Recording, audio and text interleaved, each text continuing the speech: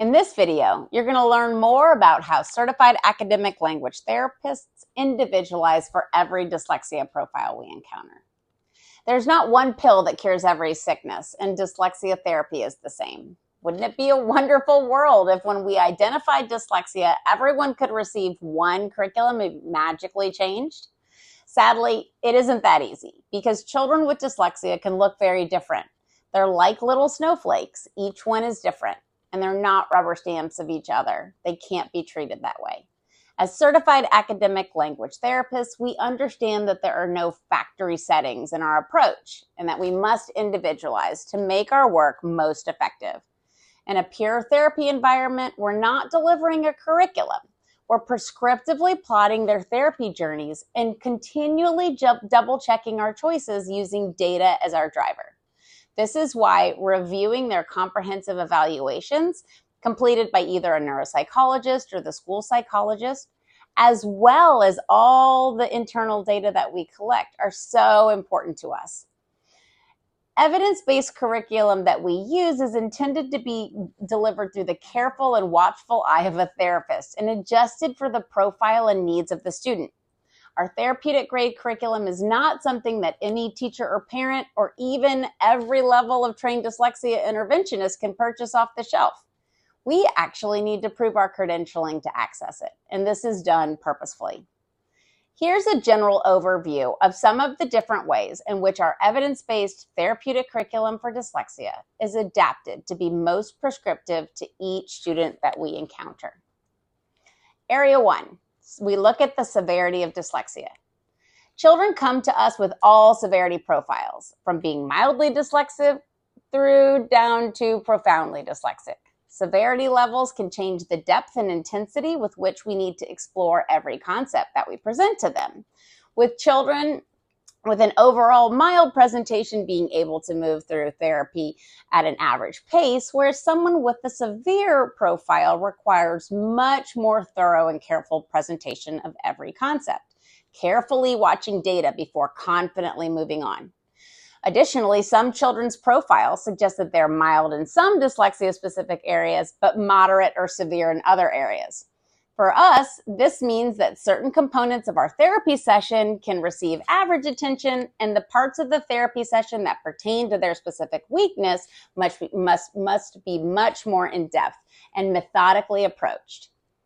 Area 2, cognitive profiles. How we approach every child isn't exclusively driven by severity levels, but also their cognitive profiles. What this means is how their brain functions. I'm not referring to as much their intelligence level, but the profile of how their brain learns.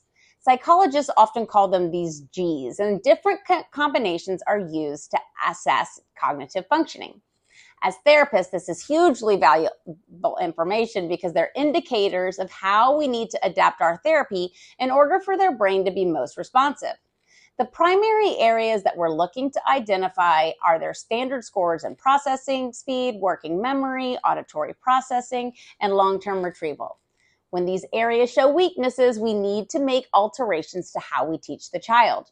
One simple example is a child with impacted processing speed needs an extended wait time to allow their brains to cycle through before expecting an answer.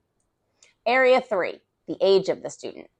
The main goal of dyslexia therapy is to create the needed neural network in the brain of the child with dyslexia so that phonological processing can occur with automaticity, meaning behind the scenes without conscious thought. So age plays an enormous role in this. Just as you can learn a new language seamlessly at a young age, it takes a lot longer and more exposure and practice as you are older. The same thing is true for creating neural networks the older you are. This is because your brain loses its neural plasticity as we age. The brain is built to expand and consume information as a young child, but that process naturally slows down as we age. This is a really important factor as therapists. Meaning the older a child is, despite their chronological age and simplicity of some of these concepts, we actually may need to increase the number of exposures and repetitions to achieve our goal. Area 4, we look at comorbid conditions. Dyslexia likes to hang out with other disorders. Often where dyslexia exists, others such as ADHD, dysgraphia, and expressive language delays hang out. And although there isn't a direct correlation, many of our students are also impacted by other differences like autism and intellectual disabilities, or even being twice exceptional, where they're both dyslexic and have genius level IQs. All this comes into consideration when creating individualized therapy plans for our student. Often, this changes therapy in the long-term duration because we need to layer additional elements into our therapeutic practice to address and or manage the comorbid condition. An example of this would be to add additional elements to target all deficit areas of dysgraphia, or an additional curriculum to target the needs of a child with expressive language delays in order to help foster the needed vocabulary for comprehension. And although we may not add additional resources to our therapeutic practice, we may need to alter our approach with a different pacing and add additional repetitions and exposures for children with autism, ADHD, and intellectual disabilities. Doing this does not compromise the fidelity of our delivery, but instead it customizes our delivery to become most suitable to their specific needs. When you work with Dyslexia on Demand, you can trust that our expertise, individualization, and therapeutic programming set us apart. Please visit us at dyslexiaondemand.com for more information and informative videos to help explain how we can best help your child. And also, please like and follow to see more of our videos as they're released.